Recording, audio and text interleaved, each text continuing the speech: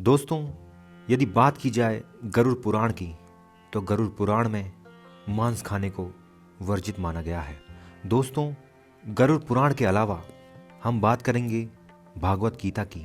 गीता में मांस खाने या नहीं खाने के उल्लेख के बजाय अन्न को 3 श्रेणियों में विभाजित किया गया है। ये 3 श्रेणियां हैं सत्व, रज और तम।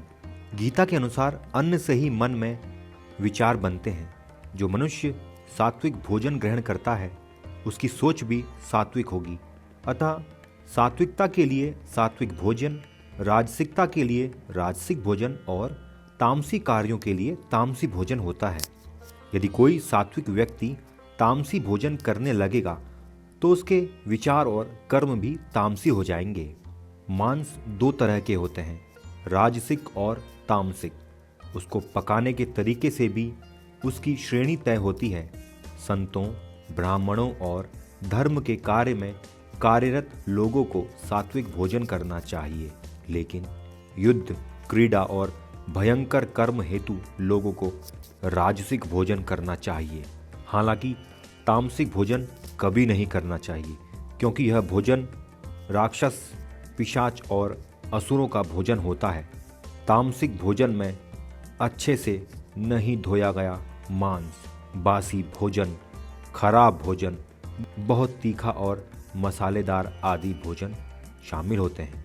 दोस्तों, यदि बात की जाए सुश्रुत संहिता की, तो आयुर्वेदज्ञ सुश्रुत अनुसार रोगों के उपचार में शरीर की पुष्टि हेतु कभी कभी मांसाहार करना जरूरी होता है। सुश्रुत संहिता के अनुसार मांस, लहसुन और प्याज औषधीय हैं। औषधि किसी बीमारी के इलाज हेतु होती है, आपके जिह्वा के स्वाद के लिए या इसका नियमित सेवन करने के लिए नहीं होती है। आज भी मछली का तेल, सांप के जहर से अनेकों औषधि का निर्माण होता है।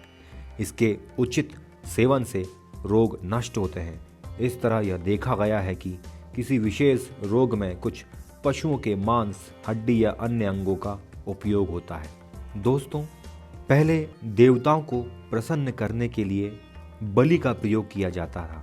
बलि प्रथा के अंतर्गत बकरा, मुर्गा या भैंस की बलि दिए जाने का प्रचलन मौजूद है। हिंदू धर्म में खासकर माँ काली और काल भैरव को बलि चढ़ाई जाती है। बलि प्रथा का प्रचलन शाक्त और तांत्रिकों के संप्रदाय में ही देखने को मिलता है, लेकिन इसका कोई धार्मिक आधार नहीं है। शाक्त या तांत्रिक संप्रदाय अपनी शुरुआत से ऐसे नहीं थे, लेकिन लोगों ने अपनी इच्छाओं की पूर्ति के लिए कई तरह के विश्वास को उक्त संप्रदाय में जोड़ दिया। पशु बलि की यह प्रथा कब और कैसे प्रारंभ हुई कहना थोड़ा कठिन है, लेकिन इतना तो तय है कि यह वेद, गीता, उपनिषद या पुराणों की देन बिल्कुल नहीं है। इस प्रकार सामने 2 मार्ग आते हैं। पहला होता है आत्मा का मार्ग और दूसरा होता है शरीर का मार्ग। यदि आप आत्मा के मार्ग पर चलना चाहते हैं तो आपको अपने जीवन में सात्विक भोजन, गुण और कर्म को अपनाने की ज़रूरत होगी। यदि आप सांसारिक मार्ग पर चलकर शरीर को पुष्ट करना चाहते हैं तो आपको तय करना है कि आपको क्या खाना है और क्या नहीं खाना है। हालांकि हिंदू धर्म मांसाहार खाने की सलाह या अनुमति नहीं देता है। खासकर हिंदू धर्म में अश्व, नर, गाय, स्वान, सर्प, सुअर, शेर, गज और पवित्र पक्षी यानी हंस आदियों का मांस खाना घोर पाप माना गया है। दोस्तों, तो हमने बात की कि क्या हिंदू धर्म में मांस खाना वर्जित है या नहीं। दोस्तों, हमने पुराणों, धर्म ग्रंथों के अनुसार आपको अपनी राय दी गई। आपको यहाँ दी गई राय कैसी लगी, कृपया कमेंट में अपने सुझाव हमें ज़रूर दीजिएगा।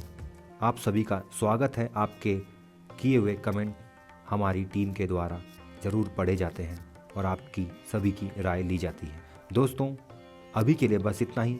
मिलते हैं बहुत जल्दी अगली एक इंटरेस्टिंग वीडियो के साथ। तब तक के लिए नमस्कार।